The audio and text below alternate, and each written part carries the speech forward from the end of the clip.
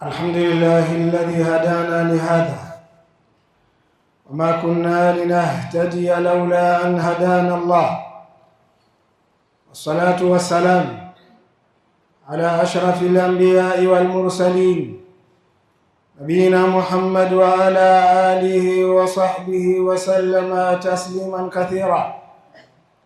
أما بعد، إخوتي في الله، أوصيكم ونفسي بتقوى الله. قال تعالى: يا أيها الذين آمنوا اتقوا الله وقولوا قولا سديدا يصلح لكم أعمالكم ويغفر لكم ذنوبكم، ومن يطع الله ورسوله فقد فاز فوزا عظيما. لبيك اللهم لبيك، لبيك لا شريك لك لبيك، إن الحمد والنعمة لك والملك لا شريك لك.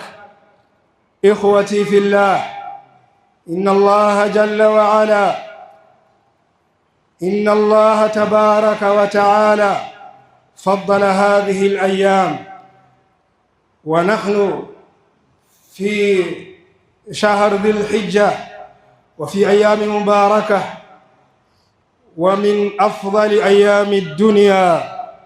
قال جل وعلا: وأتموا الحج والعمرة لله فإن أحصرتم فما استيسر من الهدي ولا تحلقوا رؤوسكم حتى يبلغ الهدي محله، فمن كان منكم مريضا أو به أذى من رأسه ففدية من صيام أو صدقة أو نسك، فإذا أمنتم فمن تمتع بالعمرة إلى الحج فما استيسر من الهدي، فمن لم يجد فصيام 3 أيام في الحج و7 إذا رجعتم، تلك 10 كاملة، ذلك لمن لم يكن أهله حاضر المسجد الحرام. واتقوا الله واعلموا أن الله شديد العقاب.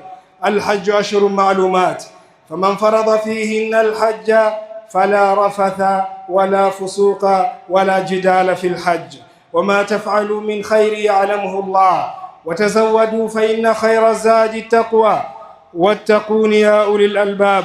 وقد أقسم الله جل وعلا بهذه الأيام، قال تعالى: والفجر وليال عشر. وتكفوا إسلام، baada ya kumshukuru Mwenyezi Mungu Subhanahu wa Ta'ala na kumsalia mtume wetu Muhammad sallallahu alayhi wasallam, kwa rehema yake Mwenyezi Mungu Subhanahu wa Ta'ala na kwa fadhila yake Mwenyezi Mungu Jalla wa Ala na kwa huruma yake Mwenyezi Mungu Subhanahu wa Ta'ala kwa waja, ametupa msimu wa kheri, ikawa msimu wa kheri haiondoki ila msimu mwingine wa kheri unakuja. Na kwa mwenye akili anatakiwa atumie msimu wa kheri kwa mambo ya kheri. Haya masiku ambayo tuko ndani yake ni masiku bora kuliko masiku zingine katika miaka ambayo mwanadamu anaishi katika huu ulimwengu, mpaka ikawa jumhurul ulama, wanavyoni wengi na pia vile vile wakiwemo Sheikhul Islam Ibn Taymiyyah rahimahullah na Ibn Qayyim rahimahullah, wanasema ya kuwa hizi siku 10, hizi siku 10 ya mwezi wa Dhulhijja, mchana yake ni bora kuliko mchana ya mwezi wa Ramadhani. Hizi siku 10 mchana yake ni bora kuliko mchana ya siku 10 ya mwisho wa Ramadhani. Na kasema Ibn Taymiyyah rahimahullah na Ibn Qayyim, na ama usiku wa 10 ya mwisho ya Ramadhan haina shaka ya kuwa ni bora kuliko usiku ya hizi siku 10 ya mwezi wa Dhulhijja. ama mchana yake ni bora kuliko mchana za siku zote. Kwa hiyo Muislamu anatakiwa atumie fursa yake katika hizi siku kufanya ibada mbalimbali. Wema waliotangulia walikuwa wanatumia fursa hii kwa mambo yaliyokuwa na manufaa, yani tukikusudia ibada. Walikuwa wakifunga saum katika hizi siku, kwa sababu Mtume sallallahu alaihi wasallam katika hadithi amesema, ma min ayamin al-amalu salih fihinna habbu ila Allah min hadhihi al-ayyam ay 10 min Dhil-Hijja.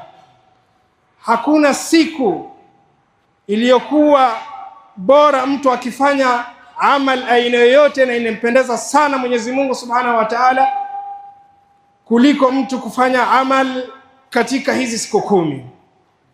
Mtume sallallahu alaihi wasallam aliulizwa, wala aljihadu fi sabilillah, ewe Mtume, yani wataka kumaanisha ya kuwa lau ikiwa mtu atatekeleza ibada katika 10 ya mwanzo wa Dhul-Hijja ni bora hata kuliko alienda kupigana jihadi?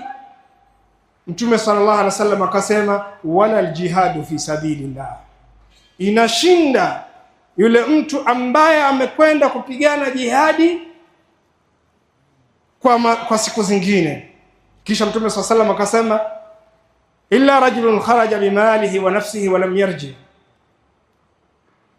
illa yule mtu ambaye ametoka pamoja na mali yake na nafsi yake na hakuna kilichorudi, bimaana ameuawa au amekufa katika njia hiyo. Kwa hiyo Mtume sallallahu alaihi wasallam anatuonesha ubora ya hizi siku, lakini ni masikitiko makubwa kwa Muislamu pindi masiku kama haya yanampata, kisha inakuwa kama vile siku zingine, anakuwa na hali yake inakuwa kama vile siku zingine, wala haina tofauti.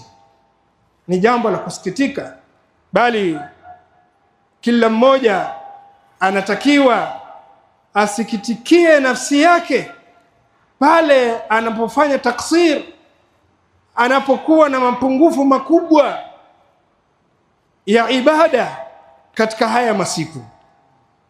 Walikuwa wakifunga saum hao waliotangulia, walikuwa wakitoa sadaka, walikuwa wakileta adhkar, na walikuwa wakiswali yani zile swala za sunna za mchana, walikuwa wakisoma Qur'an. Na Abu Huraira radhiyallahu anhu alikuwa akitoka akipita masoko na sehemu ambayo watu wako akisema, Allahu akbar, la ilaha illa Allah, Allahu akbar, wallahu akbar, walillahi alhamd. Kwa hiyo hii inaitwa dhikru mutlaq au takbiru mutlaq, ambayo inaanza pale tukipewa habari ya kuwa mwezi wa Dhul-Hijja tayari umekwisha kuandama. Mtu anayeleta hii takbir, licha ya kuwa wengi wetu tumezoea kuwa hatuleti ila siku za Idi, lakini takbiri hii ambayo inaitwa takbiru mutlaq inaletwa pale mwezi wa Dhul-Hijja inapoandama. أقول قولي هذا وأستغفر الله لي ولكم فاستغفروه إنه هو الغفور الرحيم وهو البر الكريم. الحمد لله على إحسانه والشكر له على توفيقه وامتنانه، وأشهد أن لا إله إلا الله تعظيما لشأنه، وأشهد أن محمدا عبده ورسوله الداعي إلى رضوانه، صلى الله عليه وعلى آله وصحبه وسلم تسليما كثيرا. أما بعد، وتكفى إسلامه، Allah subhanahu wa ta'ala ameitukuza haya masiku, na mwezi huu wa Dhul-Hijja ambayo ndani yake inapatikana hizi siku ambazo Allah subhanahu wa ta'ala amezitukuza. Miongoni mwa mambo ambayo imeipa fadhila mwezi huu ni Waislamu waliokuwa na uwezo na wanasiha na afya, na baina yao na Makka kuna amani, ikawa wanaenda kutekeleza moja kati za nguzo 5 za Kiislamu. Nguzo hii Allah subhanahu wa ta'ala amefaradhishia kila Muislamu, mwanamume au mwanamke aliyekuwa na uwezo. Lakini ni wangapi ambao Allah subhanahu wa ta'ala amewapa uwezo na ikawa hawajishughulishi wala hawawi na mawazo ya kwenda kutekeleza hii ibada ambayo ni moja kati za nguzo 5 za Kiislamu? Baadhi ya wanavyoni ikawa wanasema kama vile umra, kama vile hajj ni wajibu kwa kila Muislamu aliyekuwa na uwezo, hivyo hivyo umra ni wajibu kwa kila Muislamu aliyekuwa na uwezo. Na ibada hii ambayo ni moja kati za nguzo 5 za Kiislamu, Allah subhanahu wa ta'ala ametufaradhishia mara moja kwa umri, na lao ikiwa mtu anataka kwenda baada ya hapo, nao ameruhusiwa kwenda. Ama iliyokuwa ya faradhi ni mtu kutekeleza kwa umri mara moja, ndio wajibu kwake, tofauti na ibada zingine zilizobakia. Swala kila siku mtu anatakiwa aswali. Saum Waislamu wanafunga mara moja, yani mwezi wa Ramadhan ambayo ni kila mwaka. Ama hija mtu amefaradhishiwa kutekeleza mara moja kwa umri yake, na hii ni kwa sababu ya uzito na dharba na mtihani na mambo mengi yanayopatikana katika ibada hii. Watukufu wa Islam, mahujaji ikifika tarehe 8 wanaenda Mina, wanasali dhuhri na asri. Wanasali dhuhri wakati wa dhuhri rak'a 2, asri rak'a 2, kisha maghrib rak'a 3 kama kawaida, isha rak'a 2. Alfajiri yake wanaondoka wanaenda Arafa ambayo ni tarehe 9, wanakaa pale wanasali dhuhri na asri kwa wakati wa dhuhri rak'a 2, kisha wanaondoka pale jua likishazama, wanaenda Muzdalifa, wanalala pale, na baada ya kusali maghrib na isha wanalala Muzdalifa. Kisha baada yake wanaenda kupiga mawe na kuchinja na kufanya tawaf pamoja na kwenda baina Safa na Marwa, na baada ya hapo wanarudi kulala Mina tarehe 11, 12 na usiku wa 13 kwa yule ambaye atakayetaka. Na baada ya hapo mahujaji wanakuwa wameshamaliza ibada zao za haji. Inabakia ibada moja ambayo ni tawaful wida, wakiaga nyumba ambayo Allah subhanahu wa ta'ala amemweleza mtume wake Muhammad sallallahu alaihi wasallam kwa hawa ambao wanakuja mahujaji, mmoja wao asiregee illa awe amefanya tawaful wida, tawaf ya kuaga. Watukufu Islam, yule mtu ambaye labda hajaweza kufunga haya masiku, basi angalau siku moja ufunge isikupite, naye ni siku ya Arafa. Mtume sallallahu alaihi wasallam anasema atakayefunga siku ya Arafa anasamehewa madhambi ya miaka 2. Na kwa kuwa tarehe 1 ilikuwa ni Jumatatu, ina maana Arafa itakuwa ni siku ya Jumanne. Kwa hiyo haukupata fursa, kwa sababu hali ya watu iko tofauti, haukuweza kufunga haya masiku, basi angalau ile siku ya Arafa isikupite. Na Mwenyezi Mungu Subhanahu wa Ta'ala amehapa na haya masiku, akasema wal fajri wa layalin ashri. Allah Subhanahu wa Ta'ala anahapa na wakati wa alfajiri, na pia vile vile anahapa na haya masiku wa layalin ashri. Allah Subhanahu wa Ta'ala anahapa na hizi siku kwa sababu ya ubora wake na utukufu wake. Na ndio sahaba Abdullah ibn Abbas radhiallahu anhu anasema, na hizi siku ambazo Allah Subhanahu wa Ta'ala amehapa nazo ni hizi siku 10 ya mwanzo wa Dhulhijja. Watukufu Islam, tufahamu ya kuwa baada ya siku ya Arafa inayokuja ni siku ya Eid. Muislamu hatakiwi kula wala kunywa wakati wa asubuhi katika ile siku ya Eid, mpaka aende aswali swala ya Eid. Akishamaliza kuswali swala ya Eid ndio arudi ale.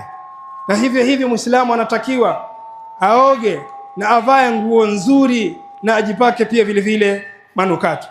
Watukufu wa Islam, mbali na haya tuliyoyasema, Mtume sallallahu alaihi wasallam ametuelekeza kwa mafundisho ambayo ameelekezwa na Allah subhanahu wa ta'ala kwa wale waliokuwa na uwezo waweze kutekeleza ibada ya kuchinja. Kwa ng'ombe aliyekuwa na miaka 2 na kuendelea, anayetaka kumchinja ng'ombe awe ni ng'ombe ambaye ametimiza miaka 2 na kuendelea, na yule anayetaka kumchinja kondoo kwa uchache awe na miezi 6 na kuendelea, na ama mbuzi kwa uchache ni yule aliyekuwa na mwaka 1 na kuendelea. Baadhi ya watu saa zingine utawapata lao mtu akinunua kondoo kwa mfano ya mwaka 1, utapata mtu anamwambia mwenzake, mnyama uliyemnunua huyu ni mnyama mdogo, mnyama wa udhiya inatakikana beberu mkubwa. Aliyekuambia hivyo nani? Hii ni dini na hii ni sheria, wala sisi hatutungi wala haifai sisi kutunga. Kwa hiyo hizi umri tulizozisema ni kwa uchache, kuanzia hapo na kuendelea. Na leo hii utapata ibada hii ya kuchinja, wengi wa watu wamepuuzia ibada hii ya kuchinja na wakaweka kana kwamba ibada hii ni ya watu fulani. Wakaweka ibada hii ni ya Wasaudi, ibada hii ni ya Waturuki, ibada hii ni ya watu fulani, mpaka mbuzi zitoke Turkia au ng'ombe itoke Taki au Saudi Arabia au Imarat au Qatar au wapi ndio ichinjwe. La, yoyote aliyekuwa na uwezo wa kuchinja anatakiwa achinje. Waweza ukashangaa ukapata mtu ana uwezo lakini hachinji.